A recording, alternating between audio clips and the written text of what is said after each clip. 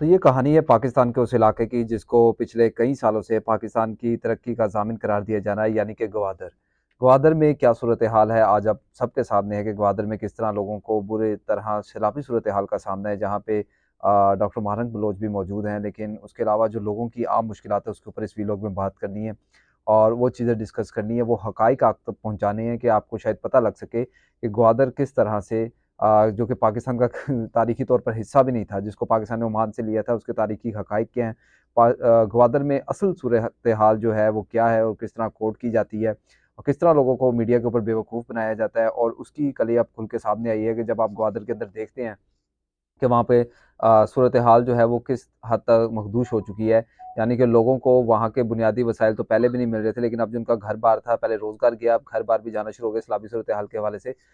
یہاں پہ کل شہباز شریف صاحب نے بھی وزٹ کیا، وہ بھی غالباً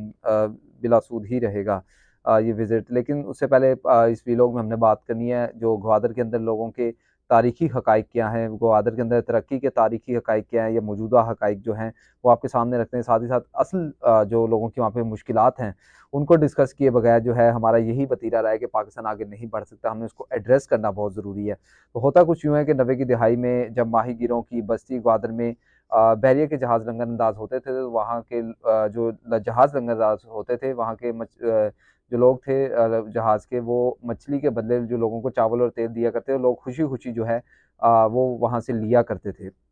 یہ کہانی ہے گوادر کی بستی کی، جہاں پہ ایک چھوٹی سی بستی آباد تھی، کیونکہ وہ ماہی گیروں کی بستی ہے، اور آج سی پیک کے بعد وہ گوادر کی بستی کو کس طرح ڈیوائیڈ کر دیا گیا ہے خاردار تاروں کے ساتھ، کہ ایک طرف تو نیو ٹاؤن ہے اور دوسری طرف جو ہے وہ اولڈ ٹاؤن ہے۔ گوادر کرکٹ اسٹیڈیم کی بات کر لیں تو وہاں کی تصویریں یا خوبصورت ساحل تو ہمیں بہت لبھاتے ہیں، لیکن اصل حقائق، زمینی حقائق، وہاں کے لوگوں کی جو آبادی ہے وہاں پہ موجود ہے، جو لوگ وہاں مقامی لوگ ہیں، ان کے حقائق اس سے بہت مختلف ہیں۔ یہ انویژن ہے، انویڈ کیا گیا ہے پاکستانی ریاست کی جانب سے، اگر میں یہ بات کہوں تو یہ غلط نہ ہوگا، وہاں کے لوگوں کے حقوق کے اوپر بھی۔ وہاں پہ گوادر کرکٹ اسٹیڈیم تو بنتا ہے، لیکن اسی دن جب ایک طرف میڈیا کے اوپر اس گوادر کی کرکٹ اسٹیڈیم کی تصویریں چل رہی تھی، جبکہ دوسری جانب گوادر میں جو ہے وہ اچھا خاصا جو ہے وہ بھرپور احتجاجی مظاہرہ کیا جاتا ہے مظاہرین کی طرف سے اپنے حق میں۔ سن 2000 میں مشرف نے یہاں ترقی کی نوید سنائی تھی لوگوں کو، اور اس کے بعد شاید یہ تصور پیدا ہوا تھا کہ اس کا نقشہ جو ہے وہ بدل دیا جائے گا، لیکن صرف پاکستانی ریاست اور ریاستی اداروں کے لیے وہ نقشہ بدل دیا گیا، لیکن وہاں کی مقامی آبادی کو کوئی فائدہ نہیں پہنچا۔ گوادر میں دو قسم کے علاقے ہیں، پوش علاقہ جو ہے وہ نیو ٹاؤن کہلاتا ہے، جبکہ اس سے چند سو میٹر دور اولڈ ٹاؤن جو ہے وہاں پہ ماہی گیروں کی اصل بستی جو وہاں کے رہائشی ہیں وہ موجود ہیں، دوسرے لفظوں میں کہا جائے تو وہ مرکز ہے وہاں کے باسیوں کا۔ خوبصورت میرین ڈرائیو سے اگر آپ پورٹ روڈ کی جانب سے جاتے ہوئے اطراف میں خستہ حال دکانیں، ٹوٹی سڑکیں، گندی سی گلیاں گوادر کا دوسرا رخ دکھاتی ہیں کہ وہاں پہ کیا چیزیں جو ہیں وہ اس وقت موجود ہیں۔ یہاں وہ بستی ہے جس کا ایک حصہ درجنوں خاندانوں سے جو ہے بندرگاہ چھوڑ کے یہاں آباد ہوئے تھے، اور ان کو اس چیز کے پیسے بھی نہیں ملے ابھی تک جو ان کے گھر تھے۔ شاہی بازار ہو یا جنت مارکیٹ، وہاں بجلی سے محروم ہے، چھوٹی دکانوں میں بجلی موجود نہیں ہے۔ وہاں کے لوگوں سے جب BBC کے نمائندوں نے بات کی تو انہوں نے کہا جی یہاں پہ ایران سے بجلی آتی ہے، وہ بھی چند 3 سے 4 گھنٹوں کے لیے جو ہم بجلی استعمال کرتے ہیں۔ یہ مشکلات ہے گوادر کے لوگوں کی جو اس ویلوگ میں ہم ڈسکس کر رہے ہیں۔ مظاہرین وہاں احتجاج کرتے نظر آتے ہیں، چین کی معاوضہ سے بننے والی ایکسپریس وے سے ان کے گھر متاثر ہوئے، اور اس کا معاوضہ بھی ان کو جو ہے وہ اب تک نہیں دیا گیا اس ایکسپریس ہائی وے کی۔ وہاں پہ نکاسی آب کا نظام نہیں ہے جو کہ ہم نے ابھی دیکھ لیا، اس سے بیماریاں پھیلتی ہیں، ہسپتال کا نظام نہیں ہے وہاں کے، روزگار کے مواقع نہیں ہے، نہ سی پیک میں مقامی افراد کو جو ہے وہ روزگار دیا جاتا ہے۔ اور یہ وہاں کے جب BBC کے نمائندے نے نام نہ ظاہر کرنے پہ وہاں کے اہلکار سے بات کی تو انہوں نے یہ بتایا کہ یہاں پہ ہم باہر کے لوگوں یا چائنا سے آئے لوگوں کو، چینی لوگوں کو پریفر کرتے ہیں سی پیک میں نوکریاں دینے کے بجائے کہ اس کے کہ وہاں کے مقامی لوگوں کو جو ہے وہ روزگار ملے۔ لوگوں کے پاس وہاں پہ ایک ہی روزگار کا ذریعہ تھا، ماہی گیری، وہ بھی ختم ہو گیا۔ بندرگاہ جو ہے روڈ زون سے کا منظر پیش کرتی ہے، ریڈ زون کا منظر پیش کرتی ہے کہ بندرگاہ اس طرح کی ریڈ زون ہے جہاں جانے کے لیے آپ کو باقاعدہ NOC ریکوائرڈ ہوتا ہے، جبکہ یہ غریب بستی جس کے جہاں مقامی لوگ افراد ہیں وہاں آپ ایزیلی گھوم سکتے ہیں، وہاں سے کھڑے ہو کے جو ہے چیزیں بھی دیکھ سکتے ہیں۔ ملک کو دیگر حصوں سے ملانے والی جو ایکسپریس وے کی وجہ سے جو ہے اب کشتیاں کنارے پر بھی لنگر انداز نہیں ہوتی، یہ کنارہ ریت اور کنکریٹ سے بھر دیا گیا ہے، اور یہ کنارہ کم و بیش 300 میٹر تک جو ہے وہ دور ہو گیا ہے ساحل جو ہے وہاں کی آبادیوں سے، جس کی وجہ سے ان کو دوسرے علاقوں میں جو ہے وہ جانا پڑتا ہے، اور جو کشتیوں کا لنگر انداز ہونے کا ان کا ٹھکانہ تھا وہ بھی ختم ہو گیا ہے۔ نہ لانچوں کی صفائی کے لیے انہیں جو ہے دور دراز کے علاقے جن میں پشکان اور سربندر ہیں وہاں جانا پڑتا ہے۔ گوادر شہر سے لے کر پشکان اور پھر جیونی پر پاک ایران سرحد تک جانے کے لیے آپ کو ان پکی سڑکوں سے جو ہے وہ گزرنا پڑے گا۔ اس کے بعد جو موجودہ آبادی سے آپ گزرتے ہیں جہاں کچے گھر بڑے جو چھوٹے بڑے گھروں کے ساتھ عمرانی دور میں بنائے گئے گھر بھی دکھائی دیتے ہیں، جہاں لاتعداد ہاؤسنگ اسکیمیں بھی ہیں جن میں سے نصف کے پاس این او سی نہیں ہے وہاں پہ ہاؤسنگ اسکیمز بنانے کا، یعنی وہ ہاؤسنگ اسکیمز بن گئی ہیں کس طرح بن گئی ہیں لوگوں کو یہ علم نہیں ہے، لیکن ان کے پاس وہاں پہ این او سی نہیں ہے بی بی سی کی رپورٹ کے مطابق۔ آگے چلیں، سرکاری اسپتال کی عمارت کو بنایا تو گیا تھا چائنا فرینڈشپ پاکستان کوریڈور کے تحت، 300 بستر بھی لگائے گئے تھے وہاں پہ اس ہسپتال میں، لیکن آج بھی لوگ جو ہیں وہ کسی بچے کی پیدائش ہو یا پھر کوئی اور سنگین بیماری ہو تو لوگوں کو کراچی کا رخ پڑنا پڑتا ہے، وہاں سے کراچی جانا پڑتا ہے۔ ماسٹر پلان 2017 سے 2050 کا اگر آپ screen shot Gwadar development authority کی آفیشیل ویب سائٹ پہ دیکھیں تو اس میں باڑھ کا نہ کوئی ذکر ہے نہ کوئی نقشہ موجود ہے، لیکن آج بھی گوادر کو آپ نے دو حصوں میں تقسیم کر دیا کہ یہ اولڈ گوادر ہے، یہ نیو سٹی ہے، جہاں پہ جانے کے لیے آپ کو این او سی ریکوائرڈ ہوتی ہے۔ بیسک مشکلات ہیں وہاں کے لوگوں کے لیے، اور جب بی بی سی کے نمائندوں نے بارہا وہاں پہ جا کے بات کی لوگوں سے تو انہوں نے یہ کہا کہ یہاں پہ صرف اللہ کا نام ہے، ترقی کس قسم کی جو ہے نہیں۔ اور ہمارے خان صاحب نے اپنے دور کے اندر وہاں پہ عاصم باجوہ صاحب تھے ان کو ڈی جی لگایا تھا، جن کے انٹرسٹ ہی پاپا جونز کے ساتھ دیگر ممالک کے اندر ہیں، تو وہ کس طرح پاکستان کے انٹرسٹ کے لیے کام کریں گے؟ سوال یہ بھی پیدا ہوتا ہے۔ سوال یہ بھی پیدا ہوتا ہے کہ جو ڈی جی لگایا گیا تھا میجر جنرل عاصم باجوہ کو، انہوں نے کیا کہ اپنے دور کے اندر اس کے بعد سے جس طرح سی پیک کو دھچکا لگا، آج شاید وہاں پہ کام بھی نہیں ہو رہا۔ گوادر کی ہسٹوریکل بیک گراؤنڈ کیا اس کو سمجھنا بہت ضروری ہے۔ گوادر کبھی پاکستان کا آفیشیلی حصہ نہیں تھا، بلکہ ہم نے عمان سے لیا تھا 19ویں صدی میں۔ برطانیہ کو جو برطانوی راج تھا یہاں پہ، ان کو گوادر کی اہمیت کا اندازہ 1849 میں ہوا تھا، 39 میں ہوا تھا، 1839 میں افغان کے ان علاقوں پر حملہ ہوا، اور جبکہ ان کو پھر اندازہ ہوا کہ ہم اس علاقے کا ایران اور تربت کے درمیان کے علاقوں کا سرچ کریں اور دیکھیں کہ ایسی کیا وجہ ہے کہ افغانی یہاں کے اوپر جو ہے وہ حملہ آور ہو رہے ہیں۔ پاکستان کی گوادر پر توجہ تقسیم ہند کے بعد سے ہی تھی، غالباً 2 سال کے اندر جو ہے پاکستان نے اس کو اپنا حصہ بنانے کے لیے کام شروع کر دیا تھا، جس کی 2 وجوہات تھیں پاکستان کی نظر میں، ایک معیشت، دوسرا مضبوط دفاعی حصار جو ہے پاکستان کو مل جانا تھا۔ پاکستان اپنے قیام کے بعد ہی سے شدید مالی وسائل کا شکار تھا، اس کو یہ سب بات جانتے ہیں۔ یہاں پہ آپ کو سرکاری ملازمین کو دینے کے پیسے نہیں تھے، قائد اعظم نے باہر سے امداد کا بھی ذکر کیا، اور پاکستان میں امداد آئی بھی، وہاں سے پیسے بھی لیے قائد اعظم نے خود جا کے۔ یہ تمام تر چیزیں آپ کو کے عزیز کی کتاب میں بھی کوٹڈ مل جائیں گی۔ اسمگلنگ کا ایک بڑا رجحان تھا گوادر کے اندر۔ گوادر وہ جگہ تھی، وہ مرکز تھا، وہ بندرگاہ تھی جہاں پہ اسمگلنگ شدہ سامان جو ہے وہ بہت آتا تھا، اور اس سے پاکستان کی معیشت سکڑ رہی تھی۔ 1958 میں غالباً جب عمان اور پاکستان کے درمیان ایک فیصلہ کن بات چیت ہوئی، جس میں سابق قابض قوت اور عمان میں فوجی اڈے رکھنے والی برطانیہ نے معاونت کی، یعنی میڈییٹر کا کردار ادا کیا عمان اور پاکستان کے درمیان 1958 کے اندر، اور اس زمانے کی غیر ترقی یافتہ بندرگاہ پاکستان کے حصے میں آئی۔ پاکستان میں گوادر کے انضمام کا اعلان جو ہے اس وقت کے پی ایم فیروز خان نون نے کیا تھا پارلیمانی اجلاس کے بعد، اور کہا تھا کہ سلطان عالیہ عمان حضرت سعید بن تیمور نے یہ حصہ خیر سگالی کے طور پر پاکستان کو دیا ہے، جبکہ اس کے بعد ملک میں اس اعلان کے بعد خوشیاں منائی گئی تھی کہ گوادر جو ہے وہ پاکستان کا باقاعدہ طور پر حصہ بن چکا ہے، پاکستان میں شامل ہو چکا ہے۔ قبضہ حاصل کرنے کے بعد وفاقی سیکرٹری کابینہ آغا جو تھے آغا عبد المجید صاحب، وہ سمندری راستے سے جو ہے وہ گوادر پہنچے تھے، اور وہاں کے ماہی گیر جو تھے انہوں نے پانی میں اتر کے ان کا استقبال کیا تھا، یعنی گوادر کے لوگ اتنے خوش تھے جب پاکستان جو ہے وہ گوادر کے شہر، انہیں لگا کہ شاید یہ ترقی کا جو پاکستان کا باقاعدہ حصہ بن گیا، ترقی اب ہمارے حصے میں بھی آئی، کیونکہ انیشل دن تھے پاکستان کے۔ جنگ میں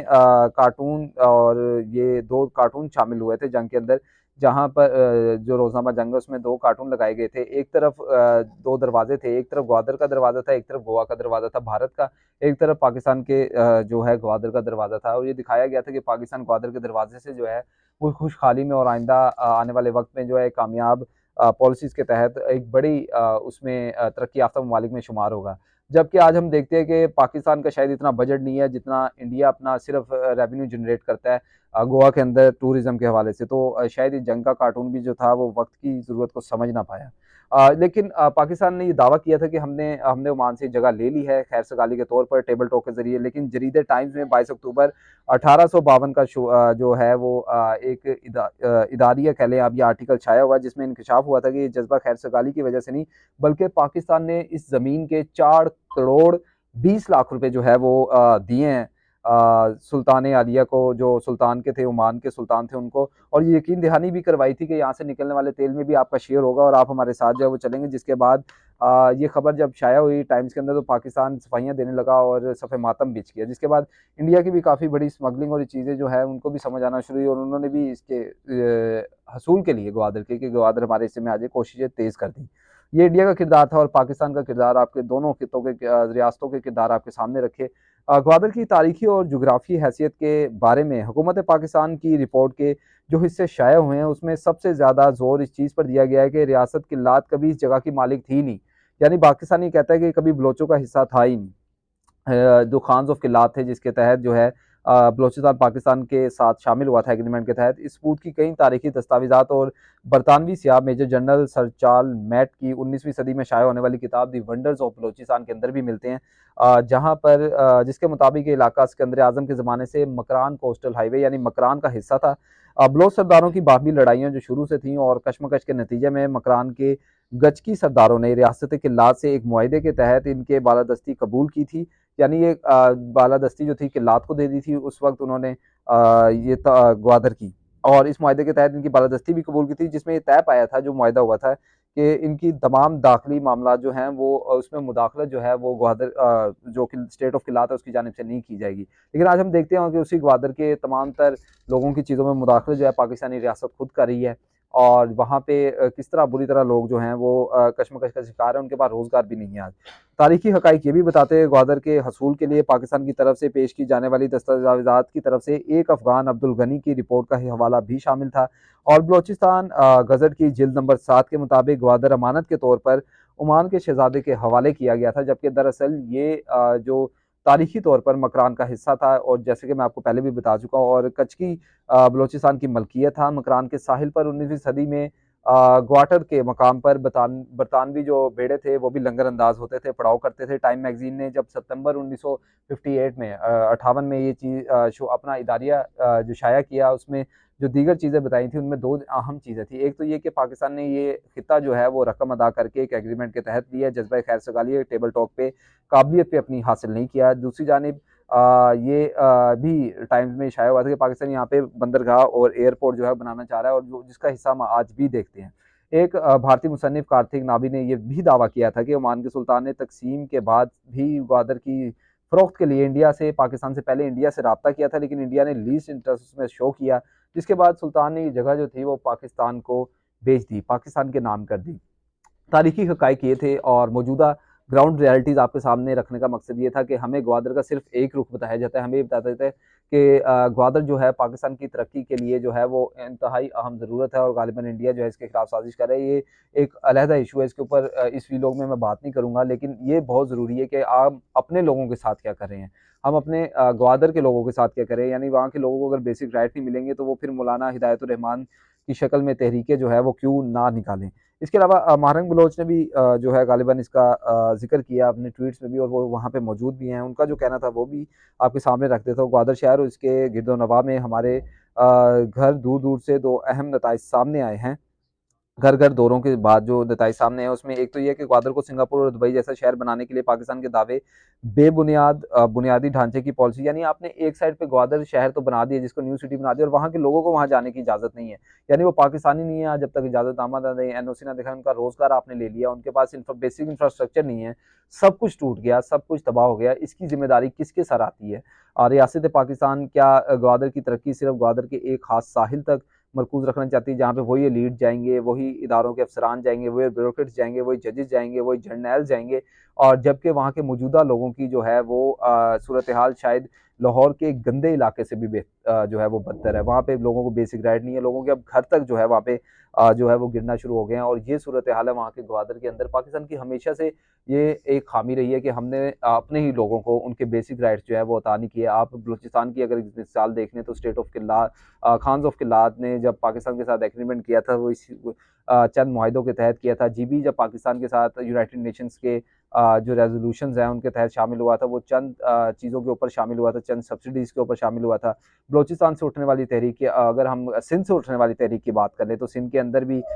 जो जीएम सैयद साहब थे उन्होंने सबसे पहले सिंध असम्बली जो सबसे तारीखी असम्बली है उसमें पाकिस्तान के हक में करारदाद जमा करवाई थी। और फिर क्या वजह बनी कि वही लोग जो पाकिस्तान के हक में थे, वही लोग जो कायदे आज़म के दिलदादा थे, आज वही लोग और उनके आगे जानशीन जो है पाकिस्तान से अलहदगी की बातें कर रहे हैं। और गालिबन यही तहरीकें ग्वादर में भी उठी, लेकिन ना मीडिया ने कवर की, ना इसके ऊपर कोई बात की। आज सूरत हाल ये है कि पाकिस्तान का इस वक्त ग्वादर शहर पूरी तरह से, जहाँ 16 दिन जो है वो अंदर जो है 16 घंटे बारिश हुई है और पूरा शहर डूब चुका है, वहाँ पे बेसिक जो ह्यूमन नीड्स हैं वो तक पूरी नहीं हो रही है। और ये जिम्मेदारी कल शहबाज शरीफ साहब भी वहाँ पे होके आए, और वहाँ के लोगों ने एक बड़ा अच्छा सवाल, क्योंकि जब लोग तंग होते हैं वो ये सवाल करते हैं, उन्होंने पूछा कि आप यहाँ पे फोटो सेशन के लिए आए तो काइंडली मत आएँ, आप यहाँ पे तमाम तर जो इश्यूज़ हैं वो रिजॉल्व करें ताकि चीज़ों को एड्रेस किया जा सके और इसी तरह ग्वादर के इश्यूज़ जो हैं वो रिजॉल्व होंगे। शुक्रिया।